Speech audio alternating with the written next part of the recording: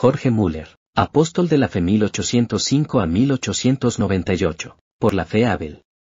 Por la fe Noé. Por la fe Abraham. Así es como el Espíritu Santo cuenta las increíbles proezas que Dios hizo por intermedio de los hombres que osaron confiar únicamente en Él. Fue en el siglo XIX que Dios añadió lo siguiente a esa lista: por la fe Jorge Müller erigió orfanatos, alimentó a millares de huérfanos, predicó a millones de oyentes alrededor del mundo y ganó multitud de almas para Cristo. Jorge Müller nació en 1805 de padres que no conocían a Dios.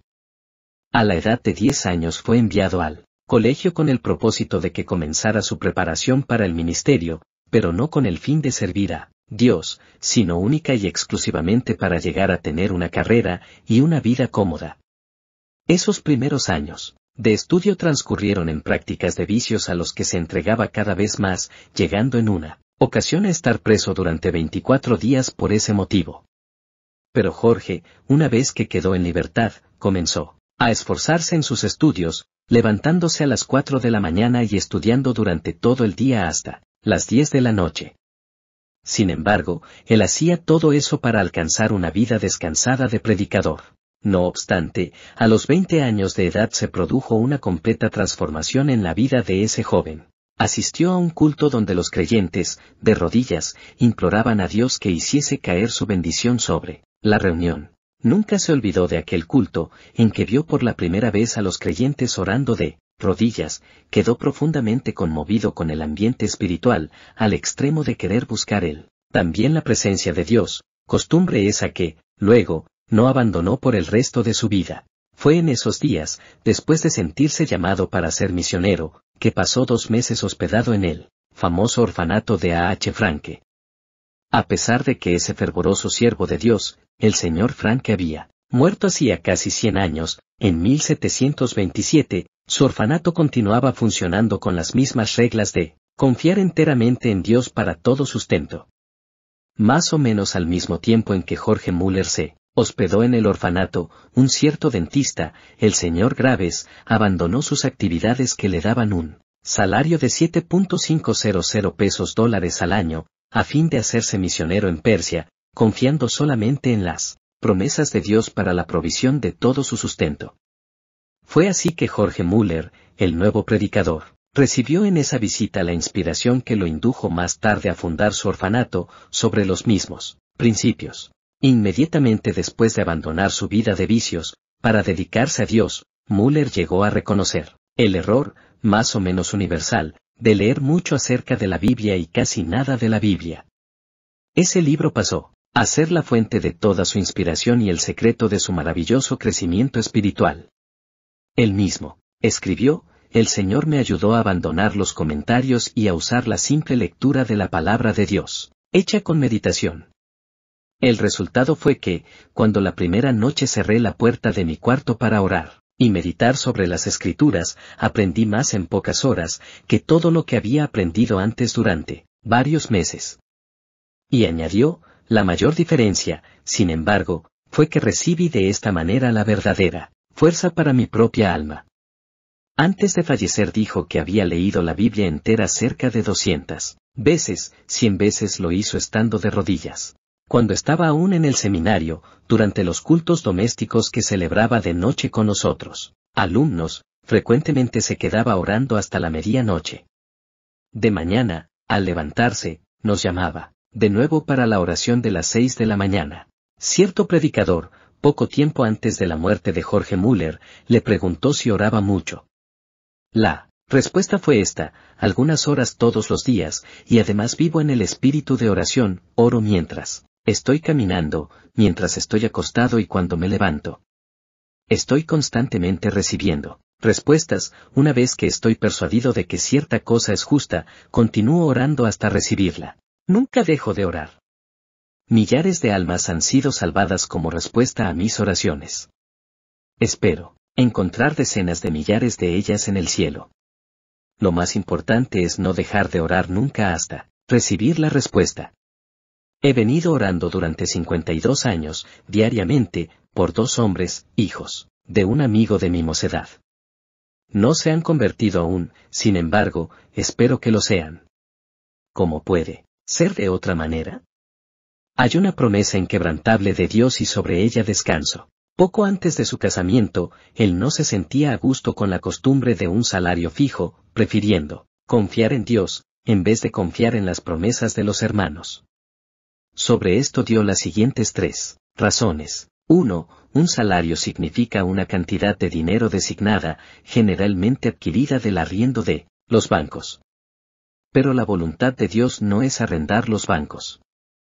STG-2, 1, 6. 2. El precio fijo de un asiento en la iglesia, a veces, es demasiado pesado para algunos hijos de Dios y no quiero colocar el menor obstáculo en el camino del progreso espiritual de la iglesia. 3. Toda la idea de arrendar los asientos para tener un salario llega a ser un tropiezo para el predicador, induciéndolo a trabajar más por el dinero que por razones espirituales. A Jorge Müller le parecía casi imposible reunir y guardar dinero para cualquier emergencia imprevista, sin recurrir también a ese fondo para suplir las necesidades, en vez de recurrir directamente a Dios para ello. Así el creyente confía en el dinero en vez de confiar en Dios. Un mes después de su casamiento, colocó una caja en el salón de cultos y anunció que podían dejar allí las ofrendas para su sustento, y que de ahí en adelante no le pediría a nadie nada más, ni a sus amados hermanos, porque como él dijo, casi sin darme cuenta, he sido inducido a confiar en el brazo de carne en vez de ir directamente al Señor. El primer año acabó con un gran triunfo y Jorge Müller les dijo a los hermanos que, a pesar de la poca fe, al comenzar, el Señor le había suplido ricamente todas sus necesidades materiales y, lo que era más importante todavía, le había concedido el privilegio de ser un instrumento de su obra. Sin embargo, el año siguiente fue un año de grandes pruebas, porque muchas veces no le había quedado ni siquiera un chelín. Y Jorge Müller añade que en el momento preciso su fe siempre fue recompensada, con la llegada del dinero o de los alimentos. Cierto día, cuando solo le quedaban 8 chelines, Müller pidió al Señor que le enviase dinero. Esperó durante muchas horas sin recibir ninguna respuesta. Entonces llegó una señora que le preguntó, «Hermano, ¿precisa usted de dinero?». Fue una gran prueba de su fe, sin embargo, el pastor le respondió, «Hermana mía, yo les dije a los hermanos, cuando abandoné mi salario, que solo informaría al Señor respecto de mis necesidades». «Pero», respondió la señora, «Él me ha dicho que le diese a usted esto», y colocó 42 chelines en la mano del predicador. En otra ocasión, transcurrieron 3 días sin que Müller tuviese dinero en casa y fueron fuertemente tentados por el diablo, al punto de que casi resolvieron que se habían equivocado en aceptar la doctrina de fe en ese sentido. Sin embargo, cuando volvió a su cuarto, encontró 40 chelines que una hermana le había dejado. Y entonces, añadió, así triunfó el Señor, y nuestra fe fue fortalecida. Antes de finalizar ese año, se quedaron otra vez totalmente sin dinero, un día en que tenían que pagar el alquiler. Pidieron a Dios que les enviase el dinero, y el dinero les fue enviado.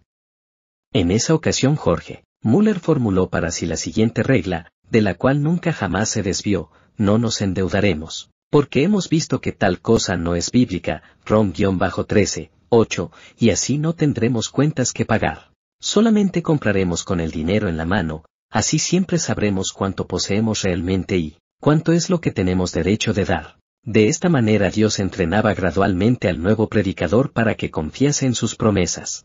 Estaba tan seguro de la fidelidad de las promesas de la Biblia, que no se desvió, durante todos los largos años de su obra en el orfanato, de la resolución de no pedir al prójimo, ni de endeudarse. Otro secreto que lo llevó a alcanzar una bendición tan grande como es la de confiar en Dios, fue su resolución de usar el dinero que recibía, solamente para el fin a que él mismo fuera destinado.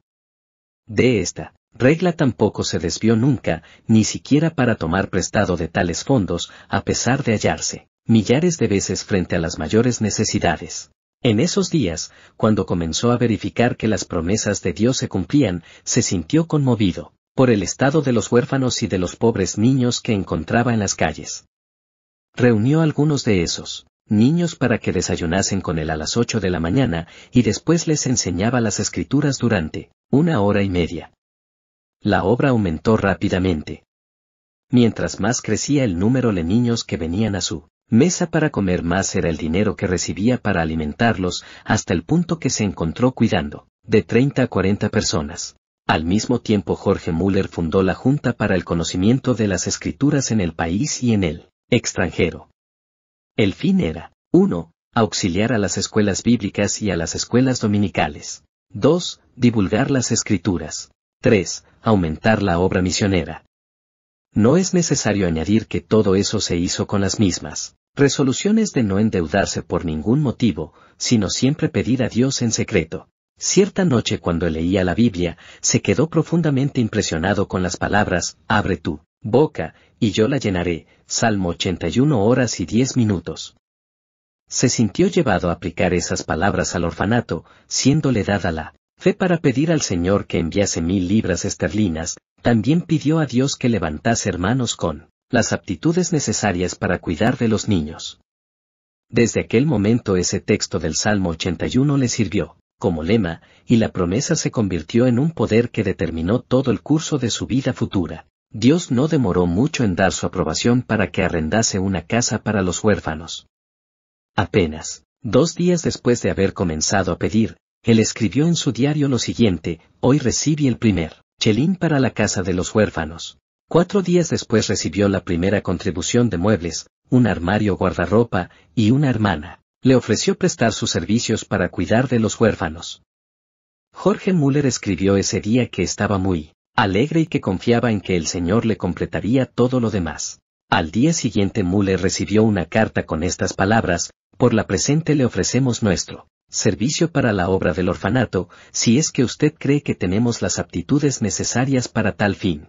También le ofrecemos todos los muebles, etc., que el Señor nos ha dado. Haremos todo esto sin pretender ninguna retribución económica, creyendo que si es la voluntad de Dios usarnos, Él se encargará de suplir todas nuestras necesidades.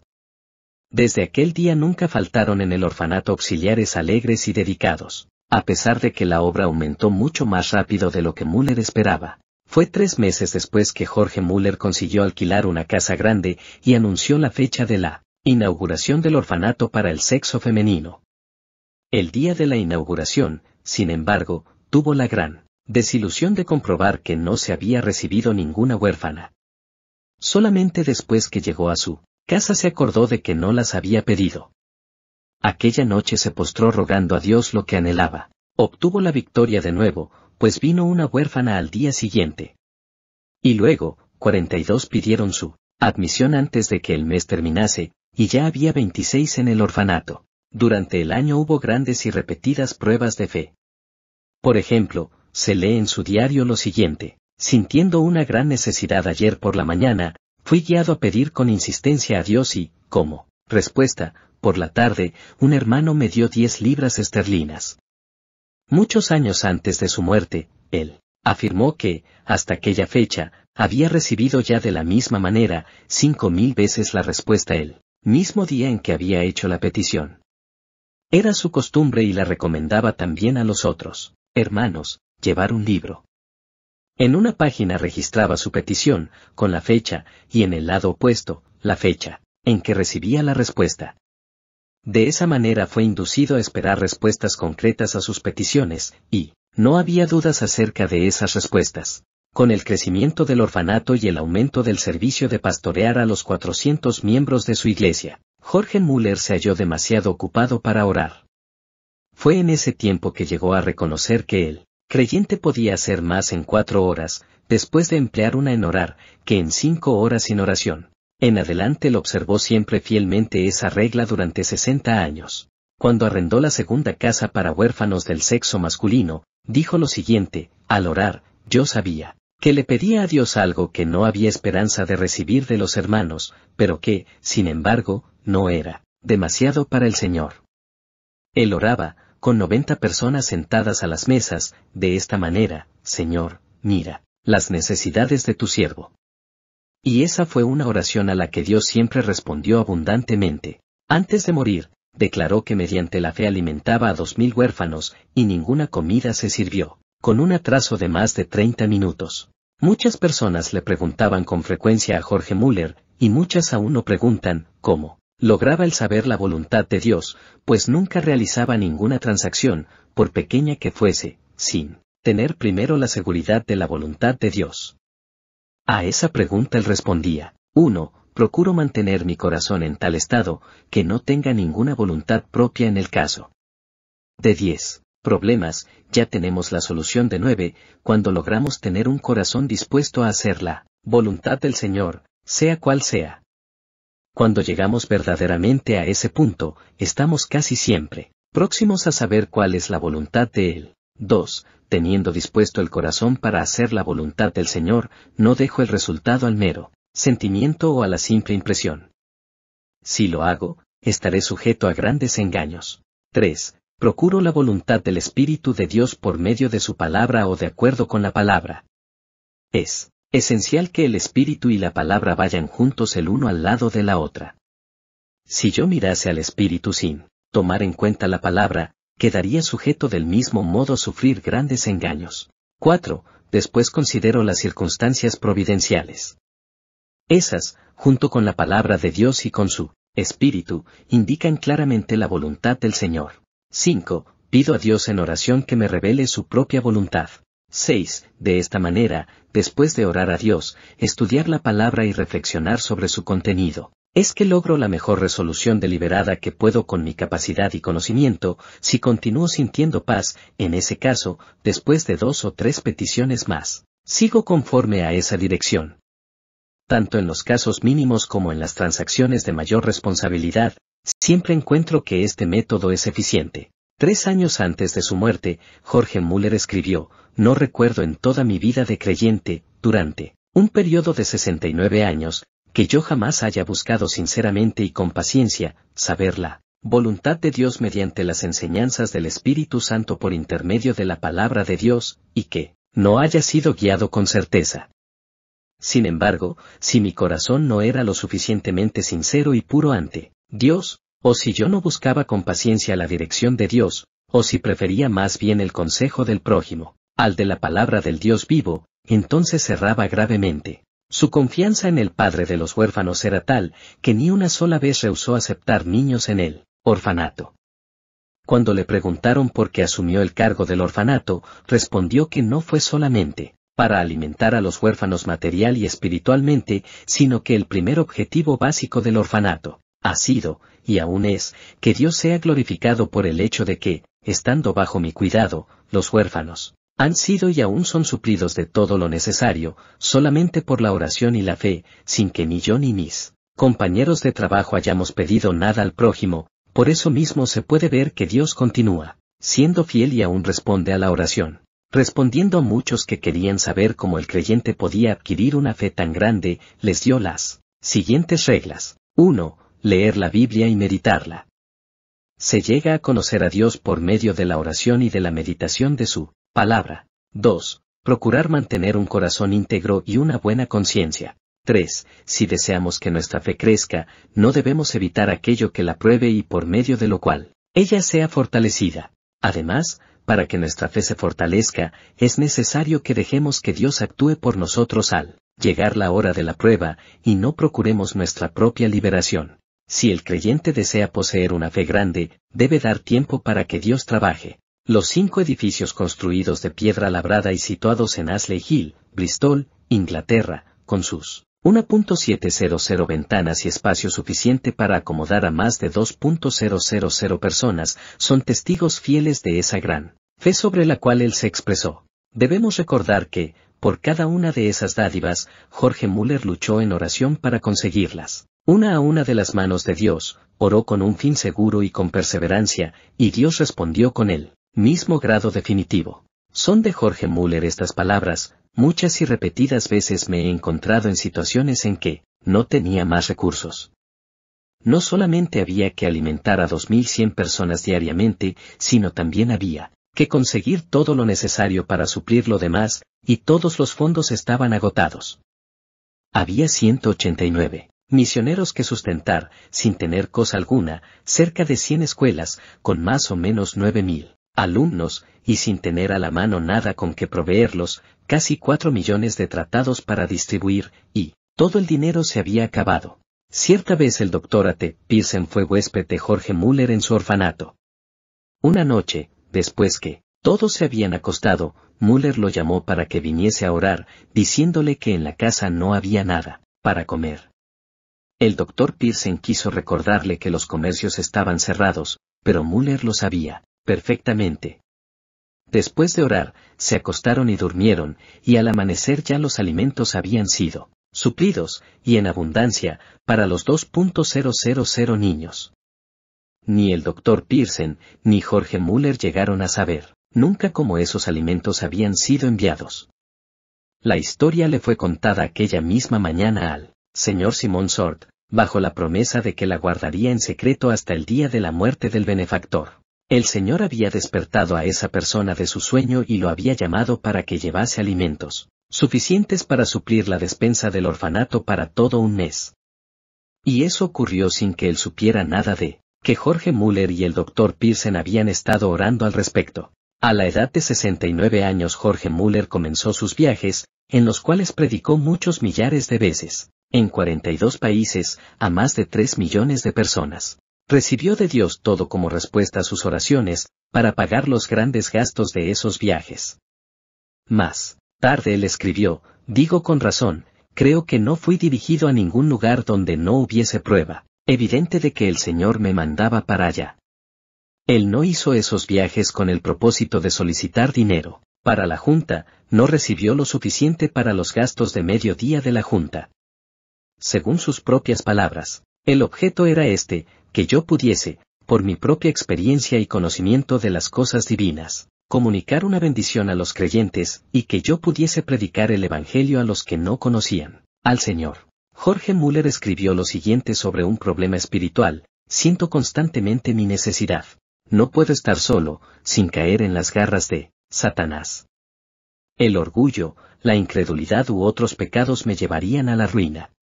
Solo, no permanezco firme. Un momento.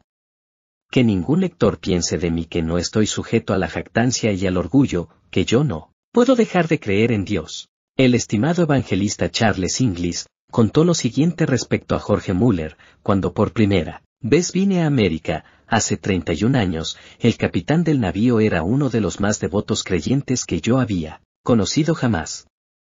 Cuando nos aproximábamos a Terranova, él me dijo, señor Inglis, la última vez que pasé por aquí, hace 5 semanas, sucedió una cosa tan extraordinaria, que causó la transformación de toda mi vida de creyente.